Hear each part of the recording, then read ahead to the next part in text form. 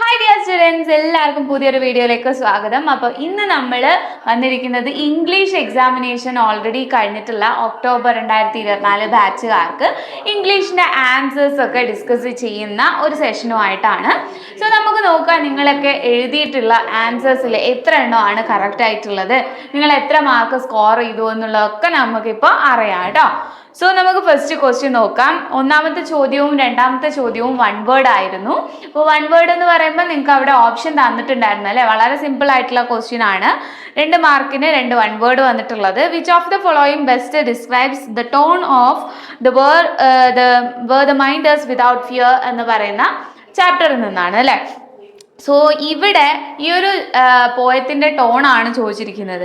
ഈ ടോൺ എന്ന് മെലങ്കോളിക് എന്ന് പറയുമ്പോൾ ഭയങ്കര സാഡായിട്ട് എന്നുള്ള എക്സ്ട്രീം സാഡ്നെസ് ആണ് അവിടെ ഉദ്ദേശിക്കുന്നത് അല്ലേ. അപ്പോൾ ഇവിടെ ഒരിക്കലും where the mind is without fear എന്ന് പറയുന്ന ടൈറ്റിൽ തന്നെ കേൾക്കുമ്പോൾ നിങ്ങൾക്ക് അറിയാം രവീന്ദ്രനാഥ് ടാഗോറിൻ്റെ നമ്മളെ നാഷണലിസം നമ്മുടെ ഉള്ളിൽ ഉയർത്തിക്കൊണ്ടുവരുന്നതിന് വേണ്ടിയിട്ട് എഫേർട്ട് എടുത്തിട്ടുള്ളൊരു പോയമാണ്. അപ്പോൾ അത് ഒരിക്കലും മെലങ്കോളിക് ആയിരിക്കില്ല, സെറ്റൈറിക് ആയിരിക്കില്ല, ആംഗ്രി ആവാനും ചാൻസ് ഇല്ല. അപ്പോൾ ഇവിടെ ചാൻസ് ഉള്ളത് എന്തിനാണ്? ഹോപ്പ്ഫുൾ തന്നെയാണ് അല്ലേ.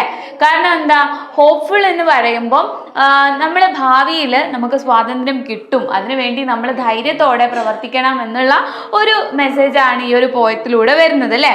അപ്പം ഇവിടെ ഓപ്ഷൻ സി ആണ് കറക്റ്റ് ആൻസർ. ഓപ്ഷൻ സി ഒക്കെ എഴുതിയവർ എത്ര പേരുണ്ടാവും അല്ലേ. വീഡിയോ കാണുമ്പോൾ തന്നെ നിങ്ങൾക്ക് മനസ്സിലാവും അപ്പം നിങ്ങൾ എത്ര മാർക്ക് നേടി എന്നുള്ളത്. രണ്ടാമത്തെ ക്വസ്റ്റ്യൻ എന്താണ്? റോഡ് നോട്ട് ടേക്കൺ എന്ന് പറയുന്ന പോയത്തിൽ എന്താണ് അതിൻ്റെ സെറ്റിങ്സ് ആയിട്ട് ഡിസ്ക്രൈബ് ചെയ്യുന്നത്, അതായത് അതിൻ്റെ പശ്ചാത്തലം, പോയത്തിൻ്റെ പശ്ചാത്തലം എന്താണ് എന്നുള്ളത്. അതിൻ്റെ അർത്ഥതലങ്ങളൊന്നുമല്ല, പോയത്തിൻ്റെ പശ്ചാത്തലം. ഇവിടെ പറയുന്നത് എന്താണ്? Diverging road in A yellow would എന്ന് പറയുന്നതിലാണ് ഈ പോയം സ്റ്റാർട്ട് ചെയ്യുന്നത് തന്നെ അല്ലേ. അപ്പോൾ ഒരു ഓട്ടം സീസണിനെ കുറിച്ചിട്ടാണ് പറയുന്നത്. ഒരു ഫോറസ്റ്റിലെ ഓട്ടം സീസൺ എന്നുള്ളത് തീമിലേക്ക് വരില്ല. സെറ്റിങ്സ് എന്താണ്?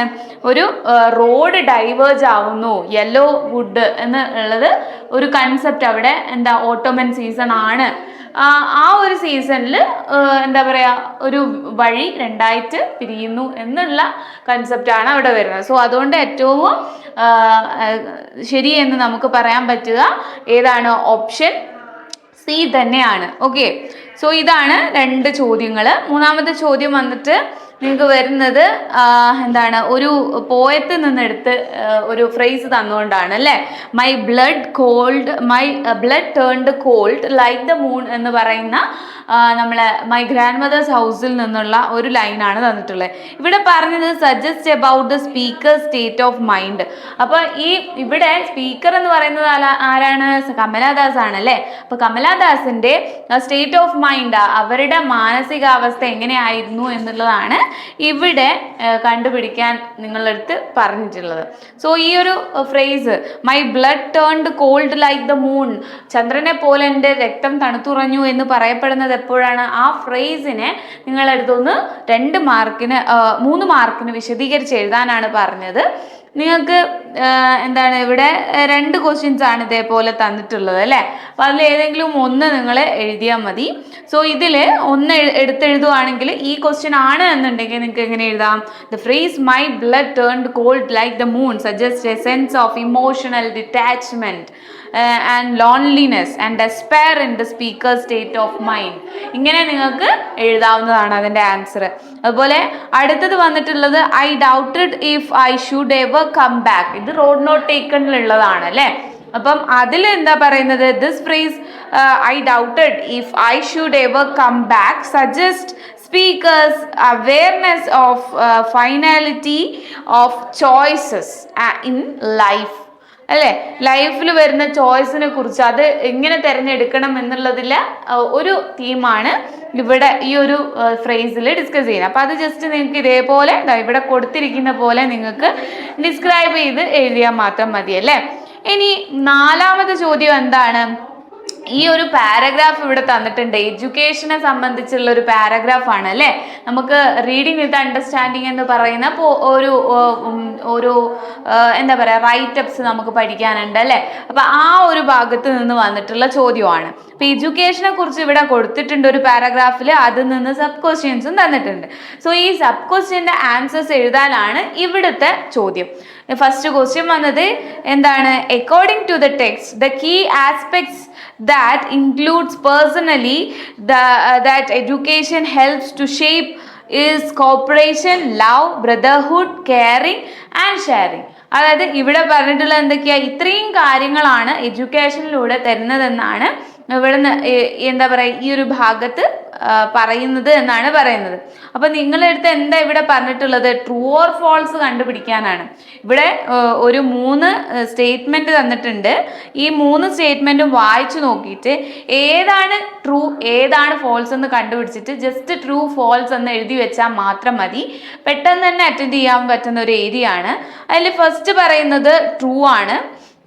കാരണം ഈ ഒരു എഡ്യൂക്കേഷൻ എന്നതുകൊണ്ട് ഉദ്ദേശിക്കുന്നത് കോർപ്പറേഷനും ലവും അതുപോലെ തന്നെ ബ്രദർഹുഡും കെയറിങ്ങും ഒക്കെ തന്നെയാണെന്നാണ് മുമ്പ് ഈ പാസേജിലും പറയുന്നതായിട്ട് നമുക്ക് മനസ്സിലാവാം. സോ ട്രൂ ആണ് ഒന്ന്. സെക്കൻഡ് വൺ ഫോൾസ് ആണ്. കാരണം എന്താണ്?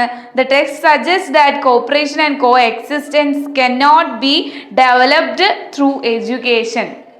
അപ്പം ഇത് രണ്ടും എന്താ പറയുക എഡ്യൂക്കേഷൻ ത്രൂ അല്ല ഡെവലപ്പ് ചെയ്യുന്നത് എന്ന് പറയുന്നത് തെറ്റാണ് എന്ന് നമുക്ക് കണ്ടെത്താൻ പറ്റും. കാരണം ഈ ഒരു പാരഗ്രാഫിൽ അത് കൃത്യമായിട്ട് പറയുന്നുണ്ട് അല്ലേ. Education helps promote corporation and co existence എന്നുള്ളത് കൃത്യമായിട്ട് പറയുന്നുണ്ട്. അപ്പം അത് അങ്ങനെയല്ല എന്നുള്ളത് തെറ്റ് എന്ന് നമുക്ക് കൊടുക്കാൻ പറ്റും. സോ രണ്ടാമത്തത് ഫോൾസ് ആണ്, മൂന്നാമത്തത് ട്രൂ ആണ്. സോ സിമ്പിൾ ആയിട്ടുള്ള ക്വസ്റ്റ്യൻ ആണത്.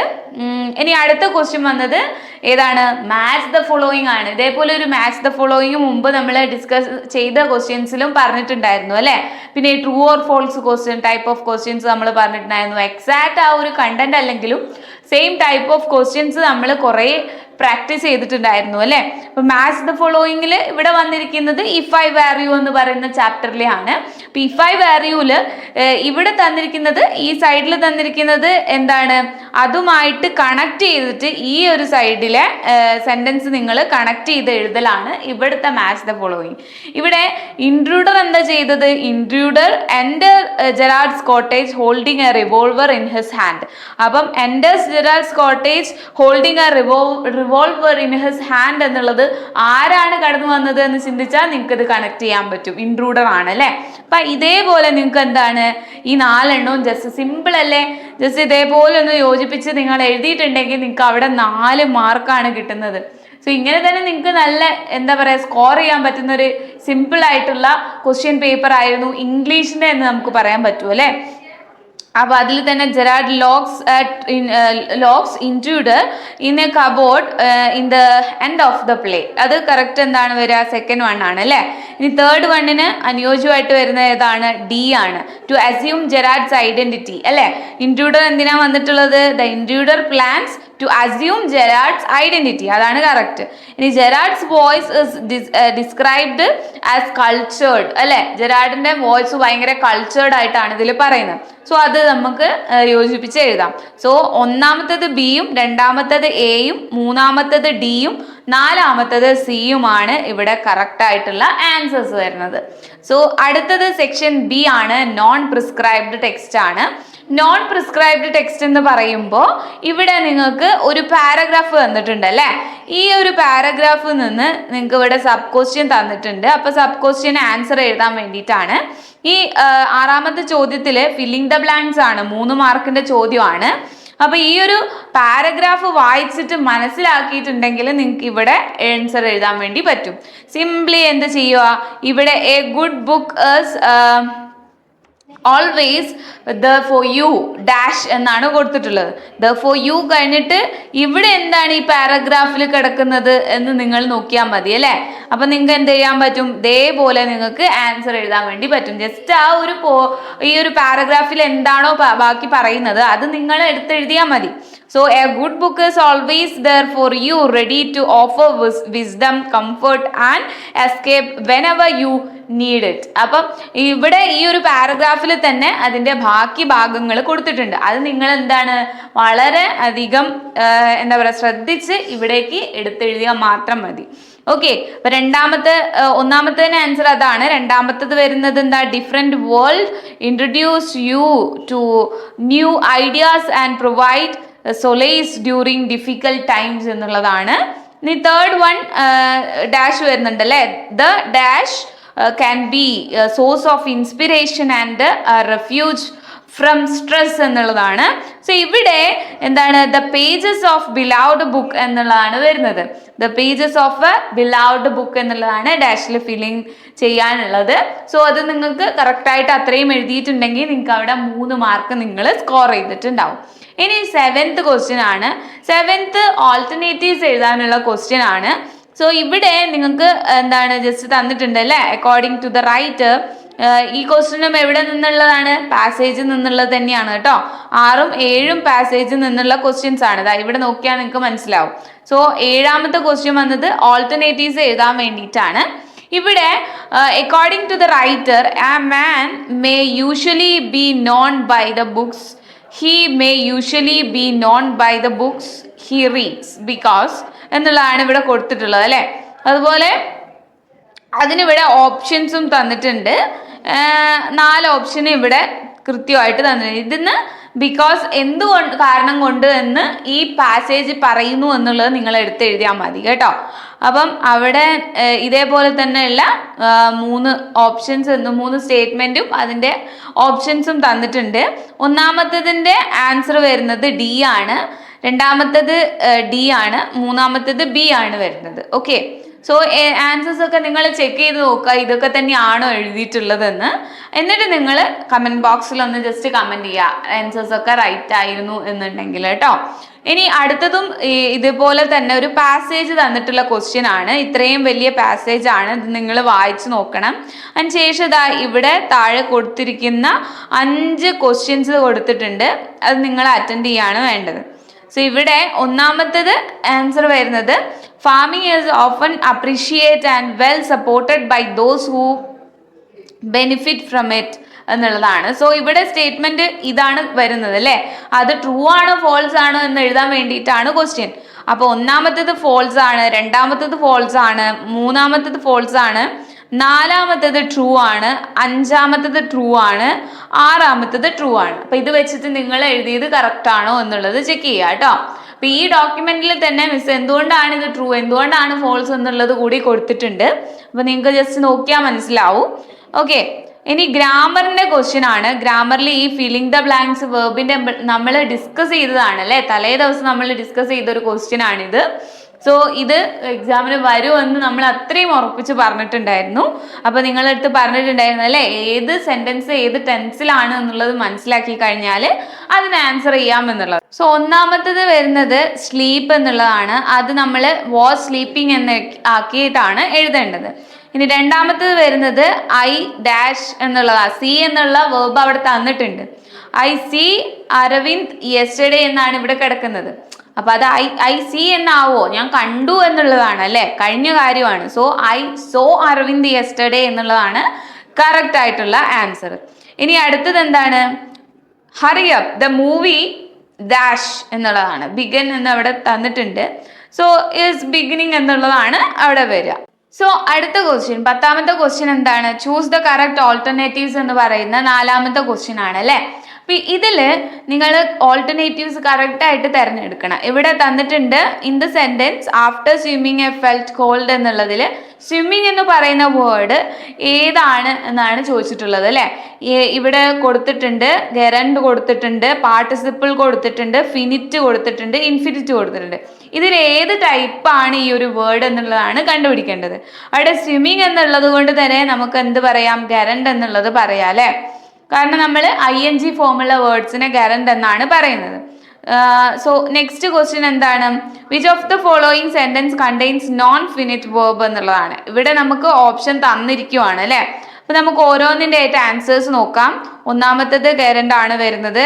സെക്കൻഡ് വൺ എ ആണ് option correct. He intense taking over the departments എന്നുള്ളതാണ്. അടുത്തത് ബി ആണ് ആൻസർ കറക്റ്റ് ആയിട്ട് വരുന്നത്, പാർട്ടിസിപ്പിൾ ആണ്. അതിനടുത്തത് നാലാമത്തത് വീണ്ടും ഗരണ്ട് തന്നെയാണ് വരുന്നത്, അതായത് ഓപ്ഷൻ എ ആണ് വരുന്നത്. ഇനി 11ാമത്തെ ക്വസ്റ്റ്യൻ ആണ് filling the blanks with appropriate WH questions. ഇതും നമ്മൾ ഡിസ്കസ് ചെയ്തതാണ് അല്ലെ, എക്സാമിന്റെ തലേ ദിവസം തന്നെ WH ക്വസ്റ്റ്യൻസ് എങ്ങനെയൊക്കെയാണ് വരിക, അതിലെങ്ങനെയൊക്കെ ഫില്ല് ചെയ്യണം എന്നുള്ളതൊക്കെ പറഞ്ഞിട്ടുണ്ടായിരുന്നു. സോ ഇവിടെ എന്താണ്, ആൻസർ നോക്കി വേണം നമ്മൾ ആ ഒരു ക്വസ്റ്റ്യൻ ടാഗ് കണ്ടുപിടിക്കാൻ എന്നുള്ളതാണ് നമ്മൾ ട്രിക്കായിട്ട് പറഞ്ഞിട്ടുണ്ടായിരുന്നത് അല്ലെ. അപ്പൊ നിങ്ങൾക്ക് അങ്ങനെ നോക്കിയിട്ട് കിട്ടിയിട്ടുണ്ടാവും എന്ന് ഞാൻ വിചാരിക്കുന്നു. ഇവിടെ ആൻസർ എന്താണ്, ജീവിതാസ് ബാഗ് എന്നുള്ളതാണ് അല്ലെ. അപ്പം ജീവിതയുടെ ബാഗ് ആണ് എന്നുള്ളതാണ് ഉത്തരം. അപ്പൊ ആരുടെ എന്നായിരിക്കുമല്ലോ ചോദിച്ചിട്ടുണ്ടാവുക, whose bag are you carrying എന്നായിരിക്കുമല്ലോ. സോ അവിടെ ഹൂസ് ആണ് കറക്റ്റ് ആയിട്ടുള്ള ആൻസർ. നെക്സ്റ്റ് എന്താണ്, that is your mother now എന്നാണ് ചോദിച്ചിരിക്കുന്നത്. അപ്പൊ നമ്മൾ എങ്ങനെ അപ്പൊ അവിടെ ആൻസർ നോക്കുവാണെങ്കിൽ she is much better thank you എന്നാണ് പറഞ്ഞിട്ടുള്ളത്. അപ്പൊ അമ്മയ്ക്ക് ഇപ്പൊ കുഴപ്പമില്ല, നന്ദി എന്നാണ് പറഞ്ഞതെങ്കിൽ അമ്മയ്ക്ക് എങ്ങനെ ഉണ്ട് ഇപ്പോ എന്നായിരിക്കുമല്ലോ ചോദ്യം. അപ്പം how is your mother now എന്നായിരിക്കും ചോദ്യം വന്നിട്ടുണ്ടാവുക അല്ലെ. അപ്പൊ ഹൗ ആണ് കറക്റ്റ് ആയിട്ടുള്ള ആൻസർ. ജസ്റ്റ് 2 മാർക്കിന്റെ ക്വസ്റ്റ്യൻ ആണ്, സിംപ്ലി നിങ്ങൾക്ക് സ്കോർ ചെയ്യാവുന്നതായിരുന്നു. എത്ര പേര് സ്കോർ ചെയ്തിട്ടുണ്ട്, ശരിയാക്കിയോ എന്നുള്ളത് കമന്റ് ചെയ്യുക കേട്ടോ. ഇനി സെക്ഷൻ ഡി ആണ്, ഫങ്ഷണൽ റൈറ്റിംഗ് സ്കിൽസ് ആണ്. അപ്പൊ ഇവിടെ ചൂസ് ദ കറക്റ്റ് ഓൾട്ടർനേറ്റീവ്സ് എന്ന് പറഞ്ഞിട്ട് കൊടുത്തിട്ടുണ്ട്. ഇവിടെ നമ്മൾ പറഞ്ഞിട്ടുണ്ടായിരുന്നു അല്ലെ, നിങ്ങളുടെ അടുത്ത് ലെറ്റർ എഴുതാനും ഇത് എഴുതാനൊന്നും അല്ല പറയുക, ചിലപ്പോൾ അതിൽ നിന്നുള്ള ചോദ്യങ്ങളായിരിക്കും എന്നുള്ളത്. കറക്റ്റ് ആയിട്ട് അങ്ങനെ തന്നെയാണ് വന്നിട്ടുള്ളത്. ഇവിടെ ഇൻഫോർമൽ ലെറ്റർ, ഒരു ലെറ്ററിനെ കുറിച്ചിട്ടുള്ള ചോദ്യങ്ങളാണ് ഇവിടെ തന്നിരിക്കുന്നത്. 12ാമത്തെ ചോദ്യമാണ്. സോ 12ാമത്തെ ചോദ്യത്തിന്റെ 1ാമത്തെ ഓപ്ഷൻ കറക്റ്റ് ആയിട്ട് വരുന്നത് ബി ആണ്, 2ാമത്തത് സി ആണ് കറക്റ്റ് ഓപ്ഷൻ, 3ാമത്തത് എ ആണ് കറക്റ്റ് ഓപ്ഷൻ, 4ാമത്തത് ബി ആണ് കറക്റ്റ് ഓപ്ഷൻ ആയിട്ട് വരുന്നത്. നമ്മൾ ഡീറ്റെയിൽഡ് ആയിട്ട് നിങ്ങൾക്ക് എന്താ പറയുക, ഈ ഒരു PDF നോക്കി കഴിഞ്ഞാൽ മനസ്സിലാവുന്നതാണ്. ഈ PDF നിങ്ങൾക്ക് തീർച്ചയായിട്ടും സോൾവ്ഡ് ആൻസേഴ്സ് നിങ്ങൾ ബൈ ചെയ്യുന്ന നമ്മുടെ വെബ്സൈറ്റ് വഴി വാങ്ങിക്കാൻ വേണ്ടി പറ്റും. ജസ്റ്റ് 30 റുപ്പീസേ ആവുന്നുള്ളൂ. നിങ്ങൾക്ക് ഈ ഒരു PDF വെച്ച് തന്നെ നോക്കണമെന്നുണ്ടെങ്കിൽ മാത്രം നിങ്ങളത് ബൈ ചെയ്താൽ മതി. സോ നിങ്ങൾക്ക് അത്യാവശ്യമുള്ളവർക്ക് മാത്രം അങ്ങനെ ചെയ്യാം, അല്ലെങ്കിൽ ഇപ്പം മിസ് ഡിസ്കസ് ചെയ്യുമ്പോൾ തന്നെ ശ്രദ്ധിച്ച് കേട്ടാലും മതി കേട്ടോ. ഓക്കെ, അപ്പം 13th ക്വസ്റ്റ്യൻ വരുന്നത് ട്രൂ ഓർ ഫോൾസ് കണ്ടുപിടിക്കാനാണ്. 4 മാർക്കിന്റെ ചോദ്യമാണ്. ഇവിടെ നമുക്ക് എന്താണ് കൃത്യമായിട്ട് അതിൻ്റെ ഒരു ബേസ് തന്നിട്ടുണ്ട് അല്ലേ, അതിന്ന് നമ്മൾ എന്താണ് ട്രൂ ആണോ ഫോൾസ് ആണോ എന്നുള്ളത് കണ്ടുപിടിച്ചാൽ മതി. ഇതിന്റെ ആൻസർ മിസ് പറഞ്ഞു തരാം. 1ാമത്തത് ട്രൂ ആണ്, 2 ഫോൾസ് ആണ്, 3 ട്രൂ ആണ്, 4 ട്രൂ ആണ്. അപ്പൊ ഇങ്ങനെ എഴുതിയിട്ടുണ്ടെങ്കിൽ നിങ്ങൾക്ക് ആ 4 മാർക്കും സ്കോർ ചെയ്തിട്ടുണ്ടാവും കേട്ടോ. ഇനി 14ാമത്തെ ചോദ്യമാണ്. 14ാമത്തെ ചോദ്യം വരുന്നത് 2 മാർക്കിന്റെ 1 എഴുതേണ്ടതാണ്. അപ്പൊ ഇവിടെ നിങ്ങൾക്ക് ഓപ്ഷൻ ഏതെങ്കിലും 2 മാർക്കിന്റെ 1 മാർക്കിന്റെ 2 ക്വസ്റ്റ്യൻ ആണ് കേട്ടോ. അപ്പൊ അത് നിങ്ങൾ 2ഉം അറ്റൻഡ് ചെയ്യണം. ഇവിടെ what is the primary purpose of an article എന്നാണ് ചോദിച്ചിട്ടുള്ളത് കേട്ടോ. ടു ഇൻഫോം ഓർ എഡ്യൂക്കേറ്റ് എന്നുള്ളത് കൊടുക്കാം. Next, where should the sender's address be placed in a formal letter. എവിടെയാണ് ഫോമൽ ലെറ്ററിൽ അഡ്രസ്സ് പ്ലേസ് ചെയ്യുക എന്നുള്ളതാണ്. At the top of left hand corner എന്നുള്ളത് നമുക്ക് കൊടുക്കാൻ പറ്റും. ഓക്കെ, സോ ഇവിടെ സെക്ഷൻ ഇ ആണ്. സെക്ഷൻ ഇ വരുന്നത് എന്താണ്, ESP റിസപ്ഷനിസ്റ്റിന്റെ ആണ് അല്ലെ. അവിടെ 15ാമത്തെ ക്വസ്റ്റ്യൻ, 16, 17, 18, 19 ഇത്രയും ക്വസ്റ്റ്യൻസ് നിങ്ങൾക്ക് ഈ ഒരു ഏരിയയിൽ വരുന്നുണ്ട്.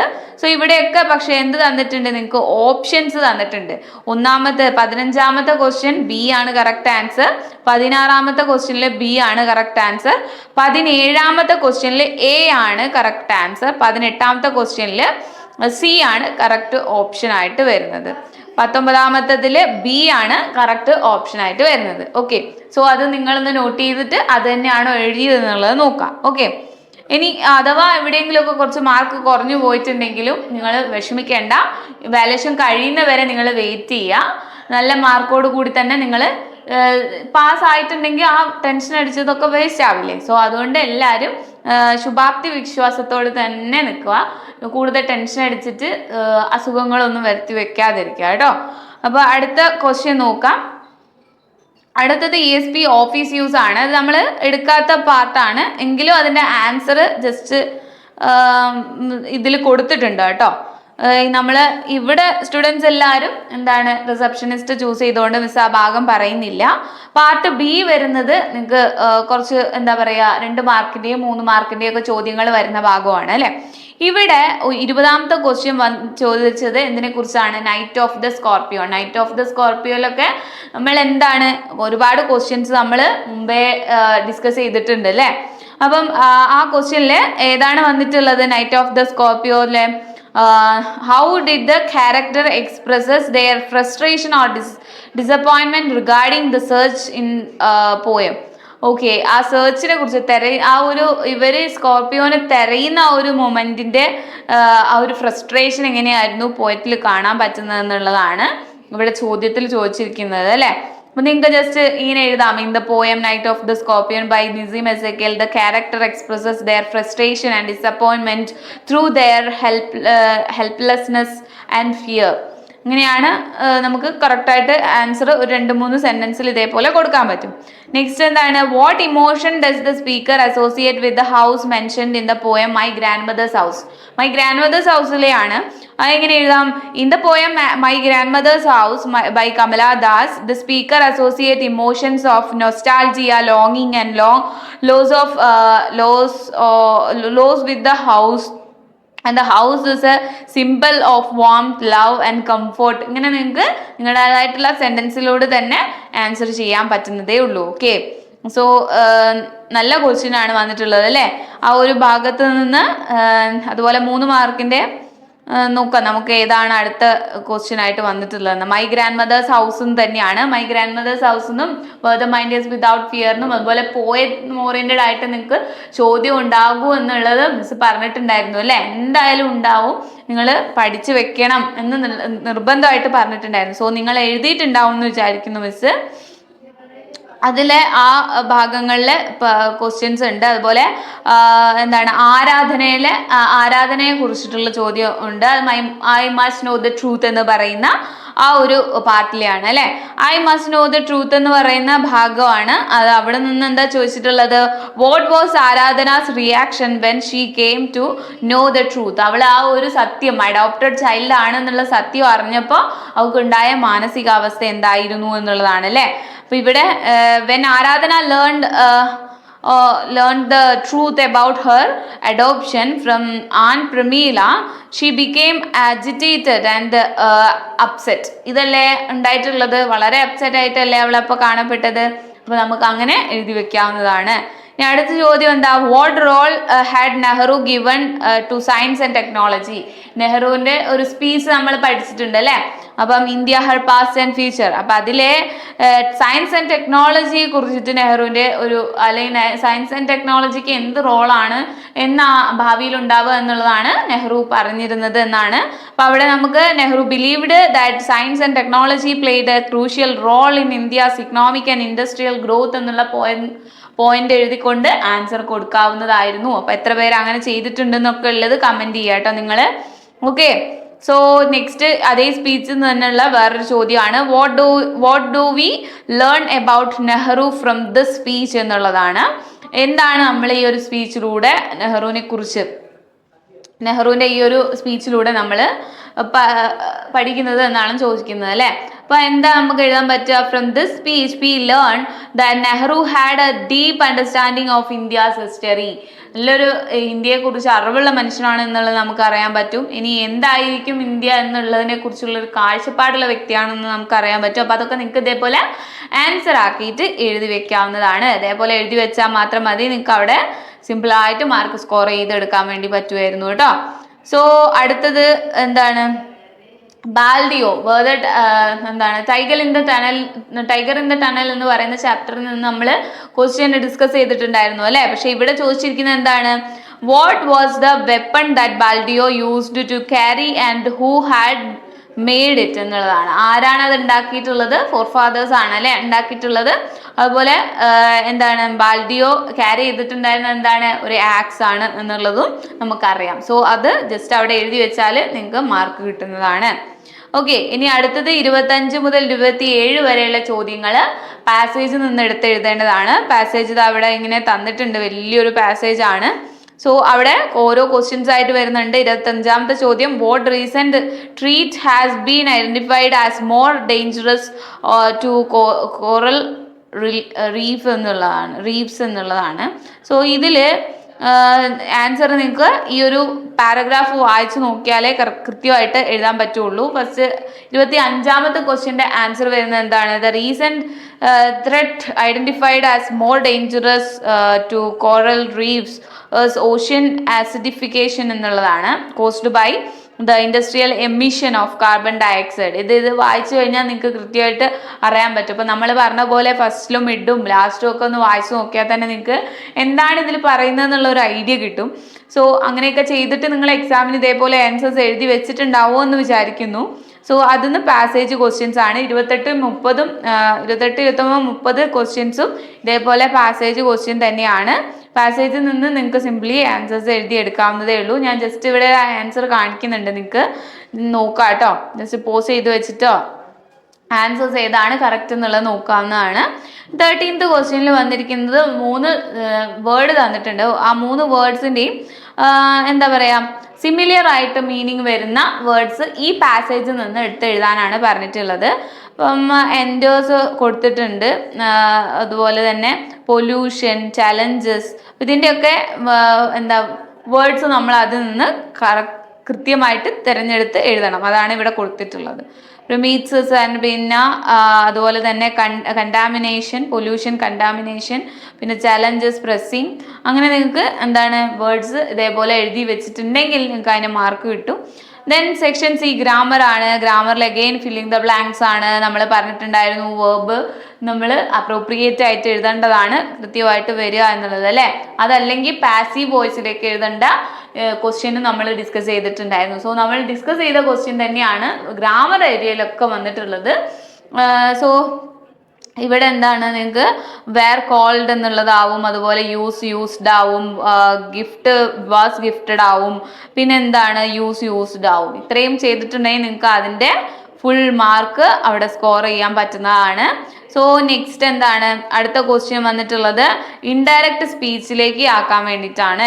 ഇവിടെ പറഞ്ഞിട്ടുണ്ടായിരുന്നു അല്ലേ, Ram said they had completed their project എന്നുള്ളതാണ്. ഇവിടെ Satya said I have just come back from Mumbai എന്നുള്ളതാണ്.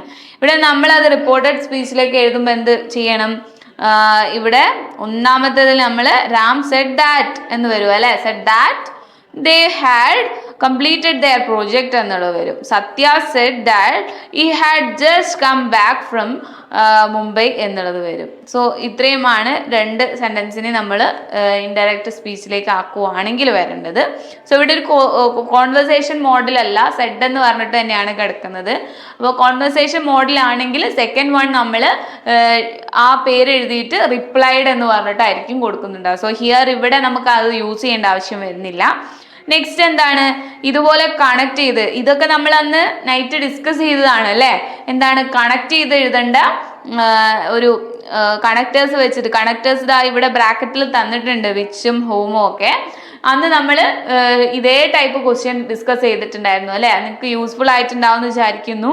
സോ ഇതിൻ്റെ ആൻസർ എങ്ങനെയാണ് വരിക, that as the road which leads to the railway station എന്നുള്ളത് വരും. അതുപോലെ അടുത്ത എന്താണ്, he is the player whom the committee selected as the captain എന്നുള്ളത് വരും. ഇങ്ങനെ എഴുതിയിട്ടുണ്ടെങ്കിൽ നിങ്ങൾക്ക് ആ ഏരിയന്ന് 2 മാർക്ക് സ്കോർ ചെയ്തിട്ടുണ്ടാവും. സോ നിങ്ങൾ ജസ്റ്റ് ഒക്കെ കാൽക്കുലേറ്റ് ചെയ്ത് ഇങ്ങനെ പോവാ കേട്ടോ. Section D functional writing skills ആണ്. ഇവിടെ നിങ്ങൾക്ക് 3 മാർക്കിൻ്റെ ചോദ്യമാണ്. 3 മാർക്കിൻ്റെ ചോദ്യം എന്ന് പറയുന്നത് സമ്മറി എഴുതാനാണ്. മിസ് നേരത്തെ പറഞ്ഞിട്ടുണ്ടായിരുന്നത് അല്ലേ, ഇങ്ങനെ ഒരു ക്വസ്റ്റ്യൻ നിങ്ങൾക്ക് വരും. അതുകൊണ്ട് നിങ്ങൾ എന്തായാലും ഒരു വലിയ പാരഗ്രാഫ് തന്നിട്ട് സമ്മറി എഴുതാൻ പറയുമ്പം ആ പാരഗ്രാഫിൽ നിന്ന് തന്നെ എങ്ങനെയെങ്കിലും ചുരുക്കി നിങ്ങൾ ഒരു പാരഗ്രാഫ് എഴുതി കഴിഞ്ഞാൽ നിങ്ങൾക്ക് സമ്മറി എഴുതിയതിന് ഫുൾ മാർക്ക് കിട്ടുമെന്ന് മിസ് പറഞ്ഞിട്ടുണ്ടായിരുന്നു അല്ലേ. അപ്പം ഈ ഏരിയയിൽ 3 മാർക്ക് നിങ്ങൾക്ക് ഉറപ്പാണല്ലോ. ഇനി ഈ ഭാഗത്ത് നിന്ന് തന്നെ ഈ പാരഗ്രാഫിൽ നിന്ന് ജസ്റ്റ് ഇത്ര പോരെ നിങ്ങൾ മാറ്റി ഒരു പാരഗ്രാഫ് ആക്കിയിട്ട് എഴുതിയാൽ മാത്രം മതി. അടുത്ത എന്താണ്, സമ്മറി ഇതേപോലെ ജസ്റ്റ് എഴുതി കഴിഞ്ഞാൽ അടുത്തത് നോട്ട് മേക്കിംഗ് ആണ്. നോട്ട് മേക്കിംഗ് എന്ന് പറയുമ്പോൾ ഒരു സൈഡ് ഹെഡിങ് ഒക്കെ കൊടുത്ത് പോയിന്റ് ഒക്കെ ഇട്ട് ഇതേപോലെ അതേ കണ്ടന്റിനെ ഇവിടെ തന്നിരിക്കുന്ന പാരഗ്രാഫിനെ നിങ്ങളൊരു നോട്ട് പോലെ തയ്യാറാക്കുക, ഒരു ഷോർട്ട് നോട്ടൊക്കെ പോലെ തയ്യാറാക്കുക. ഇനി അങ്ങനെയാണ് ചെയ്യേണ്ടത്. അങ്ങനെ ചെയ്തവരുണ്ടെങ്കിൽ നിങ്ങൾക്ക് ആ ഫുൾ മാർക്ക് കിട്ടിയിട്ടുണ്ടാവും കേട്ടോ. 35th ക്വസ്റ്റ്യൻ ആണ്. 35th ക്വസ്റ്റ്യൻ വരുന്നത് describe your experience of everyday morning walk in the nearby park എന്നുള്ളതാണ്. ഇത് നിങ്ങളെ ജയിപ്പിക്കാൻ വേണ്ടി മാത്രം തന്നിട്ടുള്ള ക്വസ്റ്റ്യൻ ആണെന്ന് നമുക്ക് വേണമെങ്കിൽ പറയാം. 2 മാർക്കിന്റെ ക്വസ്റ്റ്യൻ ആണ്. ജസ്റ്റ് നിങ്ങളെ ഒരു മോർണിംഗ് വാക്കിനെ കുറിച്ച് എന്തെങ്കിലും ഒരു 4-5 വരി എഴുതി വെച്ചിട്ടുണ്ട്. 2 മാർക്കിനാണ്, അത്ര പോലെയും വേണ്ട. അപ്പൊ നിങ്ങൾ ഒരു 2-3 സെന്റൻസ് എങ്കിലും എഴുതി വെച്ചിട്ടുണ്ടെങ്കിൽ നിങ്ങൾക്ക് മാർക്ക് കിട്ടുന്നതാണ് കേട്ടോ. സോ അതൊക്കെ വളരെയധികം സിമ്പിളായിട്ട് നമുക്ക് സ്കോർ ചെയ്യാൻ വേണ്ടി തരുന്നതാണ്. ഇനി attempt any one of the question എന്ന് പറഞ്ഞിട്ട് 5 മാർക്കിന്റെ ലെറ്റർ വന്നിട്ടുണ്ട്. ലെറ്റർ നമ്മൾ ഡിസ്കസ് ചെയ്തതാണ് അല്ലേ? എല്ലാവരും ശരിയാക്കിയിട്ടുണ്ടാവുമല്ലോ. ഇവിടെ അഡ്രസ് ലൈനും അതുപോലെ തന്നെ സബ്ജക്ട് ലൈനും നമ്മളെന്താണ് ഒഫീഷ്യൽ ആണെങ്കിൽ അതിനനുസരിച്ച് പിന്നെ ഒരു ക്ലോസിങ് കോട്ട് കൊടുക്കണം. ഇതൊക്കെ നമ്മൾ പറഞ്ഞതാണ് അല്ലേ? ഇവിടെ മിസ് അതിന്റെ ആൻസർ കൊടുത്തിട്ടുണ്ട്, നിങ്ങൾ ജസ്റ്റ് നോക്കുക കേട്ടോ. ഇനി ESP റിസപ്ഷനിസ്റ്റ് നിന്നാണ്. റിസപ്ഷനിസ്റ്റ് നിന്നിട്ട് എന്താ, റിസപ്ഷനിസ്റ്റിന്റെ മെയിൻ ആയിട്ട് ഫങ്ഷൻസും കാര്യങ്ങളിൽ നിന്നായിരിക്കും ചോദ്യം വരാമെന്ന് മിസ് അത് പറഞ്ഞിട്ടുണ്ടായിരുന്നു അല്ലേ? ഇവിടെ ചോദിച്ചത് why is important for a receptionist to maintain courtesy and good manners even when guest are impolite ആയിട്ടുള്ള ഗസ്റ്റുകൾ വന്നു കഴിഞ്ഞാലും ഭയങ്കര പൊളൈറ്റ് ആയിട്ട് നിൽക്കണം എന്നുള്ളത് റിസപ്ഷനിസ്റ്റിന്റെ ഒരു ഡ്യൂട്ടി ആണ് എന്നുള്ളത് എന്തുകൊണ്ടാണ് അങ്ങനെ എന്നുള്ളതിനെ സ്പെസിഫൈ ചെയ്ത് എഴുതാനാണ് പറഞ്ഞത്. സോ നിങ്ങൾക്ക് അതുപോലെ ഇതേപോലെ ജസ്റ്റ് ഒരു 1 പാരഗ്രാഫ് അതിനെക്കുറിച്ച് എഴുതി വെച്ചാൽ മതി. സോ ഇത്രയും ഒക്കെയാണ് നിങ്ങളുടെ ഈ 2024 ഇംഗ്ലീഷ് ക്വസ്റ്റ്യൻ പേപ്പറിൽ കാണുന്നത്. നിങ്ങൾക്ക് ഏകദേശം നല്ല മാർക്കൊക്കെ സ്കോർ ചെയ്ത് പാസ്സാവാനുള്ള എല്ലാ ചാൻസും ഈ ക്വസ്റ്റ്യൻ പേപ്പറിൽ ഞാൻ കാണുന്നുണ്ട്. നിങ്ങൾക്ക് വളരെ സിമ്പിളായിട്ട് തന്നെ പല ക്വസ്റ്റ്യൻസും ഗ്രാമറിൻ്റെ ഇൻക്ലൂഡിങ് ഗ്രാമർ ആണെങ്കിൽ പോലും നമ്മൾ പറഞ്ഞ പോലെ നല്ല അടിപൊളിയായിട്ട് ചെയ്തിട്ടുണ്ട്. ഗ്രാമറിൻ്റെ ക്വസ്റ്റ്യൻസ് ഒക്കെ ആ വിച്ചും അതുപോലെ തന്നെ ആഡ് ചെയ്ത് കണക്ട് ചെയ്ത് എഴുതേണ്ട സെൻറ്റൻസുകളൊക്കെ ജസ്റ്റ് നിങ്ങൾ അതുപോലെ എഴുതിയാൽ മതി. സമ്മറി ജസ്റ്റ് നിങ്ങൾ ആ പാരഗ്രാഫിൽ നിന്ന് എന്തെങ്കിലും ഒരു സമ്മറി എടുത്ത് എഴുതിയാൽ നിങ്ങൾക്ക് അവിടെ സമ്മറി എഴുതിയതിൻ്റെ മാർക്ക് കിട്ടും. അപ്പം അതുപോലെയൊക്കെ നിങ്ങൾ അറ്റൻഡ് ചെയ്തിട്ടുണ്ട് എന്നുണ്ടെങ്കിൽ എല്ലാവർക്കും നല്ല മാർക്കോടെ പാസ്സാവാൻ വേണ്ടി തന്നെ പറ്റും. അപ്പം നിങ്ങൾക്ക് എല്ലാവർക്കും ഓൾ ദി ബെസ്റ്റ്. എല്ലാവർക്കും നല്ല മാർക്കോട് കൂടി പാസ്സാവാൻ സാധിക്കട്ടെ. അപ്പം നിങ്ങൾക്ക് നമ്മളെ ലൈവ് ക്ലാസ് ഒക്കെ യൂസ്ഫുൾ ആയിട്ടുണ്ടാവും എന്ന് വിചാരിക്കുന്നു. ഇനി യൂസ്ഫുൾ ആയിട്ടുണ്ട് എന്നുണ്ടെങ്കിലും അതുപോലെ നമ്മളിപ്പോൾ പറഞ്ഞ ക്വസ്റ്റ്യൻസിൻ്റെ ആൻസേഴ്സ് ഒക്കെ ഏകദേശം അങ്ങനെയൊക്കെയാണ് കൊടുത്തത്. മാർക്ക് സ്കോർ ആക്കാൻ പറ്റുമെന്ന് ഉറപ്പുള്ള കുട്ടികൾ, വിശ്വാസത്തോടെ ഇരിക്കുന്നവരും, ഇനി കുറച്ച് അയ്യോ ഈ ക്വസ്റ്റ്യൻ ഇതായിരുന്നു ആൻസർ എന്ന് പറഞ്ഞ് പേടിക്കുന്ന കുട്ടികളൊക്കെ ഉണ്ടാവും അല്ലേ? നിങ്ങളെല്ലാവരും കാമായിട്ടിരിക്കുക. റിസൾട്ട് വരുന്നത് വരെ വെയിറ്റ് ചെയ്യുക. എല്ലാവർക്കും നല്ല മാർക്ക് കിട്ടട്ടെ. ഒരിക്കൽ കൂടി ഓൾ ദി ബെസ്റ്റ്. അടുത്തൊരു വീഡിയോ ആയിട്ട് കാണാം. അതുവരെ താങ്ക് യു.